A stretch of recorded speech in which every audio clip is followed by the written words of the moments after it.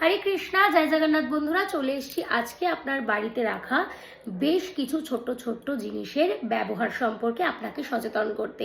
আপনার কোনো ছোটোখাটো ভুল থেকে আপনার হয়তো আর্থিক অপচয় হচ্ছে। চলুন জেনে নিই সেই কোন চারটে বিষয় আপনাকে অবশ্যই নজর রাখতে হবে। দেখুন, আমাদের আজকাল ছোট ছোট ঘরে আমাদের কিন্তু অ্যাটাচ বাথ থাকে, আর সেই বাথরুমকে কেন্দ্র করে অনেকগুলো ইভেন্ট হয়ে যায় যেগুলো আমরা সহজে খেয়াল করি না।